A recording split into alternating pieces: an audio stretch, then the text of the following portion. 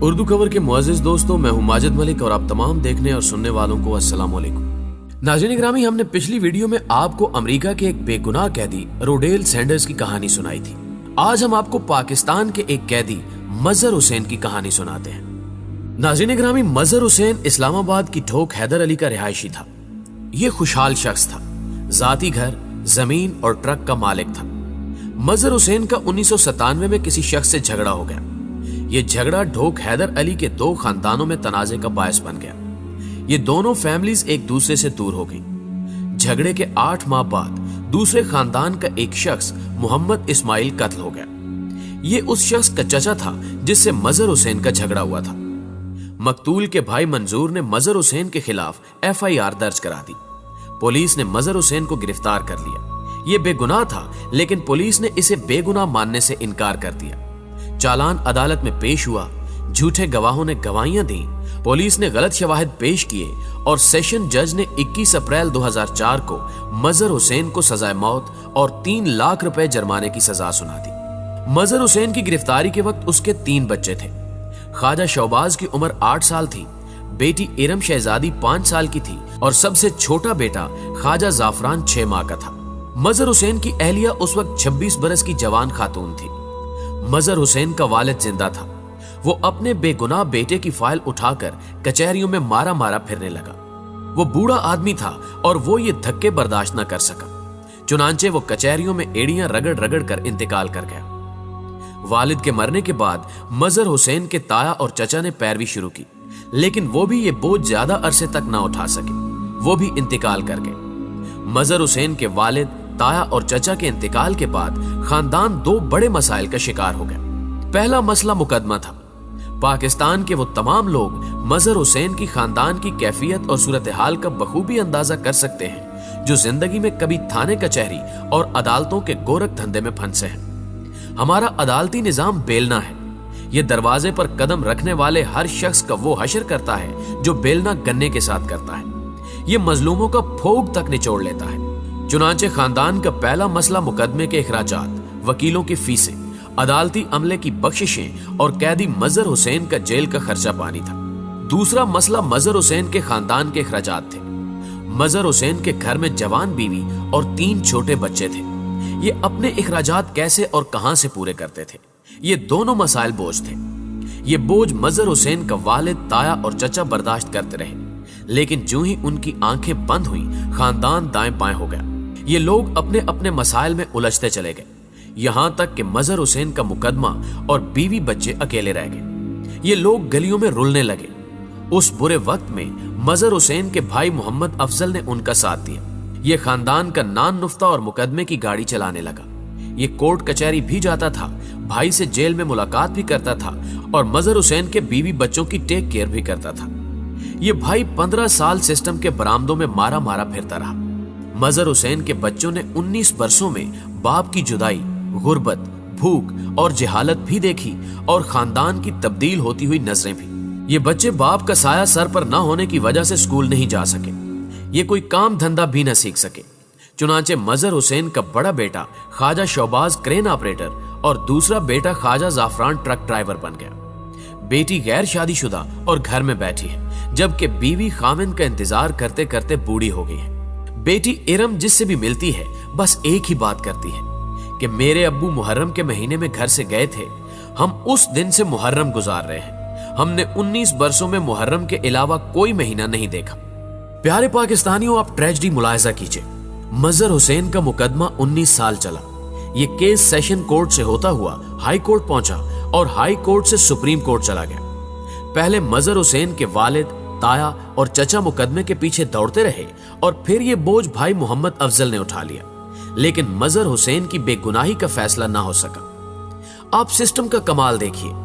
مظہر حسین کے بھائی نے 2010 میں سپریم کورٹ میں اپیل کی۔ یہ اپیل 2016 تک فائلوں میں دبی رہی۔ یہ 6 اکتوبر 2016 کو سپریم کورٹ کے 3 رکنی بینچ کے سامنے آئی۔ جسٹس آصف سعید کھوسا بینچ کے سربراہ تھے۔ پولیس کی طرف سے ایڈوکیٹ جنرل اسلام آباد میاں عبدالرؤف پیش ہوئے۔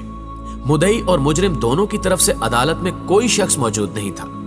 مجرم کے وکیل شاہد محمود عباسی اس دوران ہائی کورٹ کے جج بن گئے، یہ بھی غیر حاضر تھے۔ जस्टिस आसिफ सईद खोसा इनकलाबी इंसान थे। ये समाअत मुलतवी करने की बजाय केस खोलकर बैठ गए। फाइल खुलने की देर थी। बेंच को चंद लम्हों में मजहर हुसैन की बेगुनाही का यकीन हो गया। जस्टिस आसिफ सईद खोसा का दिल भर आया। उन्होंने रिमार्क्स दिए कि हमने फिल्मों में सुना था जज साहब मुझे मेरी जिंदगी के 12 साल लौटा दें। हमने आज अपनी आंखों से देख लिया एक बेगुनाह शख्स 19 साल से जेल में पड़ा है और उसे उसके 19 साल कौन लौटाएगा। बेंच ने रिमार्क्स देने के बाद मजहर हुसैन की रिहाई का हुक्म दे दिया। ये हुक्म निकला, मीडिया में आया और मीडिया ने बेगुनाह मजहर हुसैन की तलाश शुरू कर दी।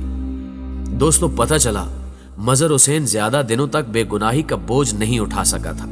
उसे मार्च 2014 में डिस्ट्रिक्ट जेल जेहलम में हार्ट अटैक हुआ और वो जेल में ही इंतकाल कर गया। जेल हुकाम ने लाश लवाहिकीन के हवाले कर दी।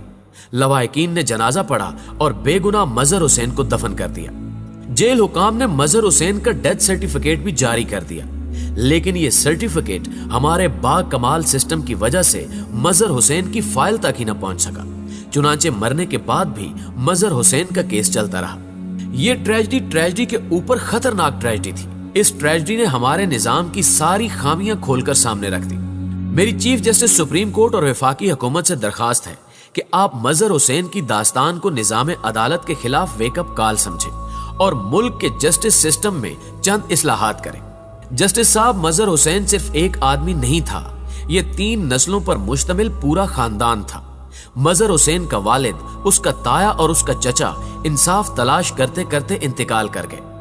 बीवी ने खाविंद की जिंदगी में 19 साल बेवगी बर्दाश्त की और बच्चे बाप की शक्ल को तरसते रहे। ये तालीम तक से महरूम रहे। चुनांचे जुल्म सिर्फ मजहर हुसैन के साथ नहीं था, सितम का पहाड़ 19 साल पूरे खानदान पर टूटता रहा। मेरी चीफ जस्टिस से दरखास्त है कि आप मुकदमे की फाइल दोबारा खोलें और हुकूमत को मजहर हुसैन के खानदान को 19 करोड़ रुपए अदा करने का हुक्म जारी करें। ये 19 करोड़ रुपए बाद अज़ां इस्लामाबाद पुलिस, मुदई खानदान और झूठे गवाहों से वसूल किया जाए और इसके बाद कानून बना दिया जाए कि सेशन कोर्ट से लेकर सुप्रीम कोर्ट तक कत्ल के तमाम मुकदमों की समाअत फौरी होगी। कोई फाइल 3 से 4 माह से ज्यादा पेंडिंग नहीं रहेगी और अगर कोई मुजरिम बेगुनाह साबित हो गया तो हुकूमत, पुलिस डिपार्टमेंट और मुदई तीनों मिलकर मुजरिम को कैद के हर साल का 1 करोड़ रुपए तावान अदा करेंगे। ये तावान पुलिस, हुकूमत और मुदई तीनों का दिमाग ठीक कर देगा। दोस्तों, आप अंदाजा लगाइए कि हम किस दौर और किस मुल्क में जिंदा हैं। हमारे मुल्क में झूठी गवाही पर एक शख्स को सजाए मौत हो जाती है। खानदान 19 साल इंसाफ की तलाश में मारा फिरता है। इस दौरान घर के बर्तन तक बिक जाते हैं और आखिर में बेगुनाह मुजरिम जेल में मर जाता है। लेकिन सिस्टम बंदर की तरह एक शाख से दूसरी शाख और एक दरख्त से दूसरे दरख्त पर छलांगे लगाता रहता है। क्या ये जुल्म पर जुल्म नहीं है? हम इस सिस्टम और इंसाफ की इस बदबूदार जोहड़ में कितनी देर जिंदा रह लेंगे? चुनांचे मेरी जज साहब से दरखास्त है कि आप खुदा खौफी करें। आप जिंदा मजहर हुसैन को इंसाफ नहीं दे सके, लेकिन आप अब उसकी कब्र से ही अदल कर दें। आप उसके बच्चों का बचपन नहीं लौटा सकते, आप उन्हें उनकी जवानी ही दे दें। आप उन्हें बाप नहीं दे सकते, आप उन्हें बाप का मुआवजा ही दे दें। आप मुल्क में रोडेल सैंडर्स जैसी कम से कम एक मिसाल ही कायम कर दें। जज साहब, आप इंसाफ नहीं कर सके, आप खुदा खौफी ही कर दें। आप दुनिया में कुछ तो करके जाएं। दोस्तों, हमेशा की तरह उम्मीद है कि आज की इस वीडियो ने भी आपका दिमाग और आंखें खोल दी होंगी। अगर वाकई वीडियो आपको अच्छी लगी है तो इसे लाइक करते हुए अपने दीगर दोस्तों के साथ भी जरूर शेयर कीजिएगा और कमेंट बॉक्स में वीडियो के हवाले से अपनी कीमती आरा हमारे साथ शेयर जरूर कीजिएगा।